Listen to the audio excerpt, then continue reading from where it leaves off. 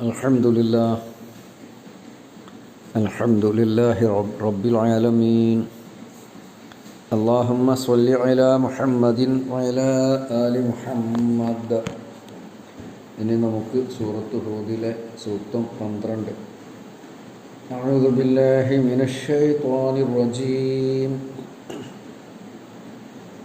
بسم الله الرحمن الرحيم. فلعلك تارك بعض ما يوحى إليك وضائق به صدرك أن يقولوا لولا أنزل عليه كنز أو جاء معه ملك إنما أنت نذير والله على كل شيء وكيل.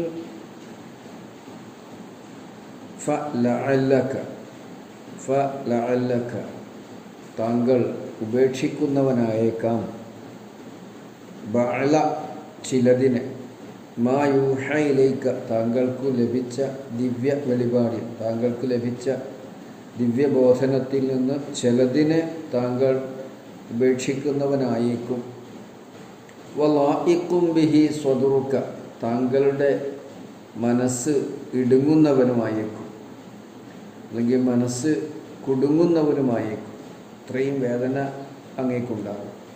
അയ്യക്കോലു അവർ പറയുന്നതിനാൽ, അല്ലെങ്കിൽ അവരുടെ പറയൽ കൊണ്ട്, ലൗല ഉൻസില അലൈഹി കൻസുൻ എന്തുകൊണ്ട് അയാൾക്ക് ഒരു ഖജനാവ് ഇറക്കപ്പെടുന്നില്ല, അല്ലെങ്കിൽ ഒരു ഖജനാവ് ഇറക്കപ്പെടാത്തത് എന്തുകൊണ്ടാണ്? ഔ ജാഅ മഅഹു അല്ലെങ്കിൽ അയാളുടെ കൂടെ വരാത്തതെന്താ? മലക്കുൻ ഒരു മലക്ക്.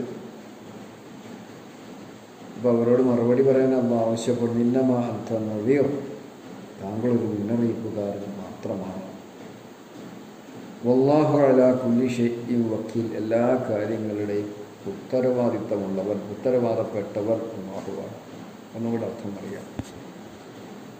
ഫലഅല്ലക താരിക്കും ബഅല മാ യൂഹാ ഇലൈക പ്രവാചകരെ അങ്ങേക്ക് നൽകപ്പെടുന്ന ദിവ്യബോധനങ്ങളിൽ നിന്ന് ചിലതിനെ ഉപേക്ഷിക്കാറായേക്കും. അല്ല അല്ലക്ക അല്ലെങ്കിൽ വിട്ടുകളയാറായേക്കും. അഥവാ അങ്ങനെയൊന്നും വിഷമിക്കേണ്ടതില്ല എന്ന് സമാധാനിപ്പിക്കുകയാണ്. വലായിക്കും ബിഹി സ്വദുറുക അങ്ങയുടെ മനസ്സ് വല്ലാതെ ഇടുങ്ങിപ്പോകാം, അല്ലെങ്കിൽ അങ്ങയുടെ മനസ്സ് വല്ലാതെ തിടുങ്ങാം, അഥവാ മനോവ്യഥ മനസ്സ് വല്ലാതെ വിഷമിച്ചേക്കാം എന്നുള്ളതിനാണ് വായിക്കും ബിഹി സ്വദുറുക. വായിക്കന ഇടുങ്ങ, കുടുങ്ങ, തിടുങ്ങ, ലാക്ക എന്നുള്ളതിനുണ്ടായത്. സ്വദുർ പറഞ്ഞ മനസ്സ്, നെഞ്ച്. താങ്കളുടെ നെഞ്ച് ഇടുങ്ങുക അല്ലെങ്കിൽ മനസ്സിടുങ്ങുക എന്നൊക്കെ പറഞ്ഞത് അത്ര അങ്ങോട്ട് മനക്ലേശം, മനോവ്യഥ അദ്ദേഹത്തിനുണ്ട് എന്നാണ്. അയ്യക്കൂലു അവർ പറയുന്നതിനാൽ ലൗല ഉൻസില അലൈഹി കൻസുൻ എന്തുകൊണ്ട് അയാൾക്ക് ഒരു നിധി ഇറക്കപ്പെടുന്നില്ല.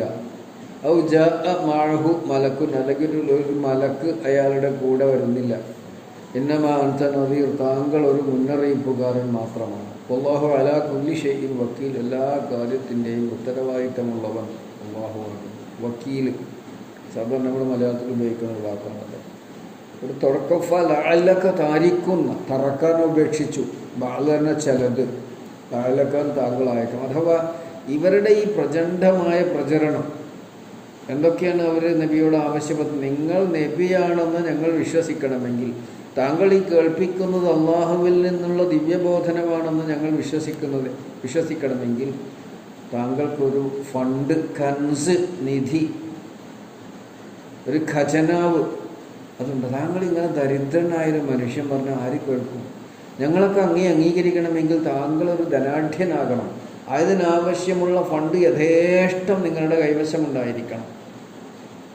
ഇലക്ഷൻ ഫണ്ട് എന്നൊക്കെ പറയില്ല നമ്മൾ, സ്ഥാനാർത്ഥികളുടെ പ്രവർത്തന ഫണ്ട്. അങ്ങനെ അതുപോലെ മുഹമ്മദ് നബിക്കൊരു പ്രവർത്തക ഫണ്ട് അല്ലെങ്കിൽ പ്രവർത്തന ഫണ്ട്, അതിൽ നിന്ന് അദ്ദേഹത്തെ സ്വീകരിക്കുന്നവർക്കൊക്കെ യഥേഷ്ടം ബ്ലാങ്ക് ചെക്ക് കൊടുക്കാൻ കഴിയണം. എന്നിട്ട് അദ്ദേഹത്തിനും അദ്ദേഹത്തിൻ്റെ അനുയായികൾക്കും ഇഷ്ടം പോലെ പണം, അതല്ലേ ദുനിയാവിലെ ഇഹലോകത്തെ ഏറ്റവും വലിയ കാര്യം. എന്താ അത് കിട്ടാത്തത്? അള്ളാഹ്ക്ക് സാധിക്കൂല. ഖുർആൻ ഇറക്കണം അള്ളാഹ്ക്ക് അതിന് കഴിയില്ല. അല്ലെങ്കിൽ ഒരു മലക്ക് വന്നിട്ട് ഇങ്ങനെ പറയണം, ഇത് അള്ളാഹുവിൻ്റെ പ്രവാചകനാണ്, നിങ്ങളെല്ലാവരും അദ്ദേഹത്തെ വിശ്വസിച്ച് കൊള്ളണമെന്ന്. മലക്കെന്ന് പറഞ്ഞാൽ മനുഷ്യനെ പോലെയുള്ള സൃഷ്ടിയല്ല. അപ്പം അങ്ങനെയുള്ള ഒരു ജീവി, അതങ്ങനെയുള്ള ഒരു വർഗത്തിൽപ്പെട്ട ഒരു ആൾ വന്നിട്ട് ജനങ്ങളെ ബോധിപ്പിക്കണം ഇത് മുഹമ്മദ് നബിയാണെന്ന്. എന്നാൽ ഞങ്ങൾ വിശ്വസിക്കാനാണ്. അപ്പോൾ യഥാർത്ഥത്തിൽ വിശ്വസിക്കാൻ വേണ്ടിയിട്ടല്ല, വിശ്വസിക്കാതിരിക്കാനാണ്. അപ്പോൾ അവർക്ക് അറിയാം ഇത് മുഹമ്മദ് നബിയുടെ കഴിവിൽപ്പെട്ടതല്ല, പരിധിയിൽപ്പെട്ടതല്ല എന്നൊക്കെ അവർക്കറിയാം. സ്വന്തം നിലക്ക് മുഹമ്മദ് നബിക്ക് അത് നിവർത്തിക്കാൻ സാധ്യമല്ല എന്നും അറിയാം. പിന്നെ എന്തിനത് ആവശ്യപ്പെടുന്നത്? വിശ്വസിക്കാൻ വേണ്ടിയാണോ? അല്ല, വിശ്വസിക്കാതിരിക്കാൻ വേണ്ടിയിട്ടാണ്. അത് അടുത്ത സൂറയിൽ അടുത്ത ആയത്തിൽ നമുക്ക് മനസ്സിലാക്കാൻ പറ്റും.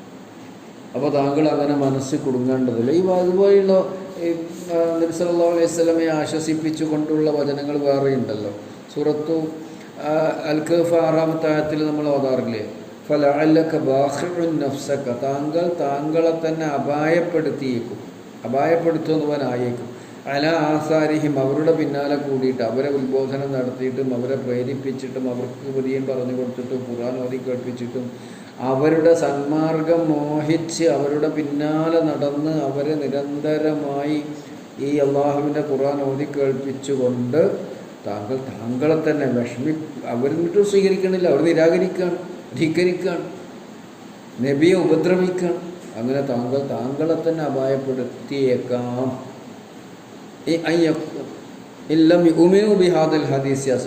കണ്ടോ, അവർ ഈ ഹദീസിൽ, ഈ വർത്തമാനത്തിൽ, ഏതാണ് ഈ വർത്തമാനം? അള്ളാഹിൻ്റെ ഹദീസാണ്, അള്ളാഹിൻ്റെ വാർത്തയാണ്, അള്ളാഹുവിൻ്റെ അറിയിപ്പാണ്. അതിലവർ വിശ്വസിക്കുന്നില്ല എന്നുള്ളതിനാൽ ഖേദം കൊണ്ട്, സങ്കടം കൊണ്ട് അങ്ങയെ തന്നെ അപായപ്പെടുത്തുമാറാണ് കാര്യങ്ങളൊക്കെ എന്ന് പറഞ്ഞ് നബിയെ സമാധാനിപ്പിക്കുകയാണ്. അതേമാതിരി സൂറത്ത് ശുഅറാന്റെ 3-ാമത്തെ സൂക്തത്തിൽ ലഅല്ലക ബാഖിഉൻ നഫ്സക അല്ലാ യകൂനു മുഅ്മിനീൻ, അവർ വിശ്വാസികളാകാത്തതിൻ്റെ പേരിൽ അങ്ങയെ നശിപ്പിച്ചേക്കാം.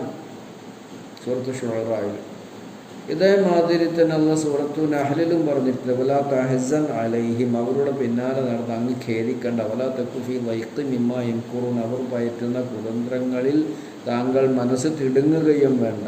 ഇതെന്തിനാ അങ്ങനെയൊക്കെ പറഞ്ഞത്? നബി സല്ലല്ലാഹു അലൈഹി വസല്ലമക്ക് ധൈര്യം കൊടുക്കുക, ആശ്വാസം പകരുക, സ്ഥൈര്യം നൽകുക. ഇതൊന്നും നബിക്കുള്ളൊരു ആക്ഷേപമല്ല. നബി സല്ലല്ലാഹു അലൈഹി വസല്ലമക്ക് ഒരു ആക്ഷേപമല്ല, ഒരു സമാധാനം കൊടുക്കുന്ന, ഒരു ആശ്വാസം നൽകുന്ന രീതിയിൽ അല്ലാഹു സുബ്ഹാനഹു വ തആല നബിയോട് പറയും, ഫലഅല്ലക താരിക്കും ബഅലമായി വഹയിലേക്ക്, താങ്കൾക്ക് വഹി നൽകപ്പെടുന്നതിൽ ചിലതിനെ താങ്കൾ ഉപേക്ഷിക്കുമോ? ഉപേക്ഷിക്കേണ്ടതില്ല എന്നാണ് സൂചന. അങ്ങനെ താങ്കൾ വേദനിക്കേണ്ടതില്ല. താങ്കൾക്ക് പറയാനുള്ള കാര്യം അറുത്ത് മുറിച്ച് കൃത്യമായി കണിശമായി പറയണം. എന്താ ഇസ്ലാമിൻ്റെ അടിസ്ഥാന കാഴ്ചപ്പാട്? ലാ ഇലാഹ ഇല്ലല്ലാഹ്. അവരതിനെ അംഗീകരിക്കാത്തത് അവർക്ക് ഒരുപാട് ദൈവങ്ങളുണ്ട്. ഇസ്ലാം വിഗ്രഹാരാധനയോട് ഒരിക്കലും പൊരുത്തപ്പെടില്ല, ഒരിക്കലും രാജിയാകില്ല.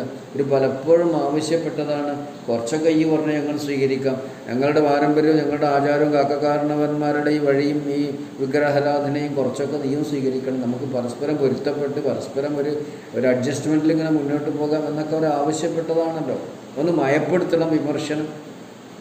പക്ഷേ ഇസ്ലാമിന് ബഹുദൈവത്വത്തോട്, വിഗ്രഹാരാധനയോട് പൊരുത്തപ്പെടാൻ സാധ്യമല്ലല്ലോ. അത് ശിർക്കാണ്, അള്ളാഹു അംഗീകരിക്കാത്തതാണ്, അള്ളാഹു പൊറുക്കാത്ത പാപമാണ്.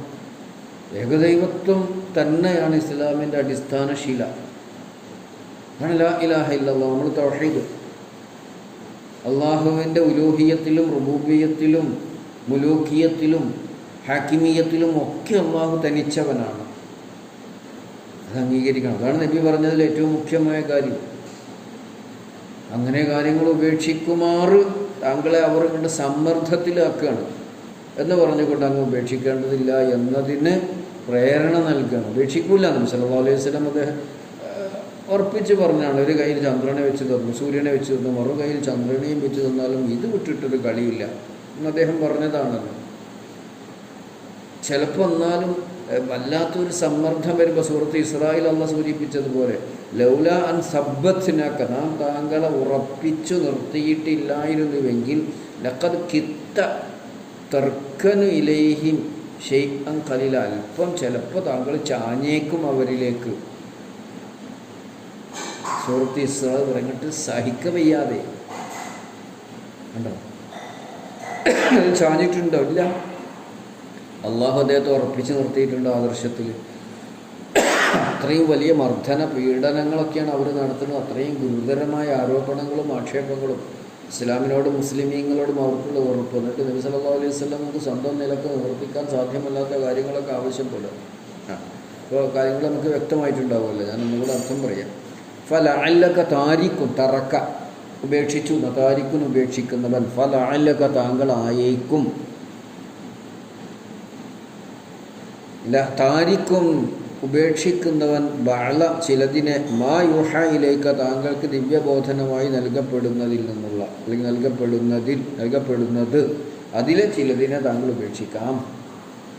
ഉപേക്ഷിച്ചു എന്നല്ല, അള്ളാഹു ഉറപ്പിച്ച് നിർത്തിയിട്ടാണ് പ്രവാചകൻ സല്ലല്ലാഹു അലൈഹി വസല്ലം ആ സ്ഥൈര്യം. അതങ്ങനെ തന്നെയാണ്, അള്ളാഹു ഉറപ്പിച്ച് നിർത്തണം.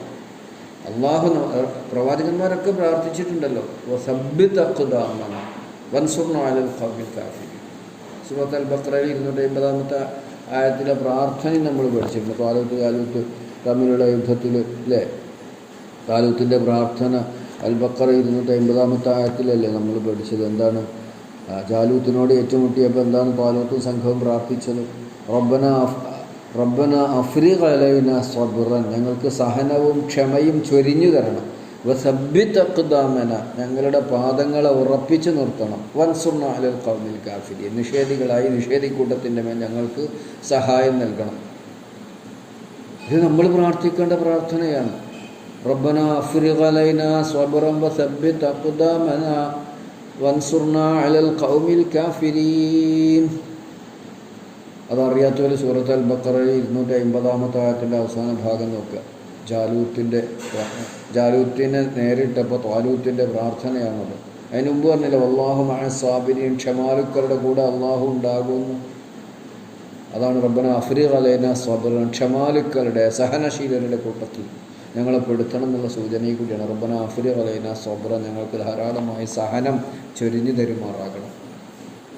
അപ്പോൾ നബി സല്ലല്ലാഹു അലൈഹി വസല്ലമക്ക് അള്ളാഹു സഹനവും ക്ഷമയും നൽകി. അതാണ് ലൗലാ അൻ സബ്ബത്നാക, നാം താങ്കളെ ഉറപ്പിച്ചു നിർത്തി. ഇപ്പോൾ സബ്ബിത് അഖ്ദാമന, അപ്പോൾ അൽ ബഖറ 250 പറഞ്ഞില്ലേ, അൻസുർനാ അലൽ ഖൗമിൽ കാഫിരീൻ, ഞങ്ങളെ പാദങ്ങളെ ഉറപ്പിച്ചു നിർത്തണേ. അപ്പോൾ താങ്കളെ നാം ഉറപ്പിച്ചു നിർത്തിയിട്ടില്ലായിരുന്നുവെങ്കിൽ താങ്കൾ അല്പം ചിലപ്പോൾ ചായാൻ സാധ്യതയുണ്ട്. അപ്പോൾ അള്ളാഹുവിൻ്റെ തൗഫീഖ് കൂടിയാണ് അദ്ദേഹത്തിൻ്റെ ആദർശത്തിൽ അണുമണിത്തൂക്കം വ്യതിയാനം വരുത്താതെ വ്യത്യാസം വരുത്താതെ ആദർശത്തിൽ ഉറച്ചു നിന്നുള്ളത്. അതാണ് ഇവിടെ അല്ലാഹു തആല പറയുന്നത്. അവരുടെ ഈ പ്രചണ്ഡമായ പ്രചരണത്തിൽപ്പെട്ട് ആക്ഷേപങ്ങളിൽപ്പെട്ട് താങ്കൾ ഉപേക്ഷിക്കുമോ? ഉപേക്ഷിക്കാൻ സാധ്യതയുണ്ട്, പക്ഷേ ഉപേക്ഷിക്കുകയില്ല. കാരണം എന്താ? അള്ളാഹു അദ്ദേഹത്തെ ഉറപ്പിച്ച് നിർത്തിയിട്ടുണ്ട് എന്നാണ് സൂറത്ത് ഇസ്രായിൽ 74-ാമത്തെ ആയത്തിൽ അല്ലാഹു തആല പറയുന്നത്.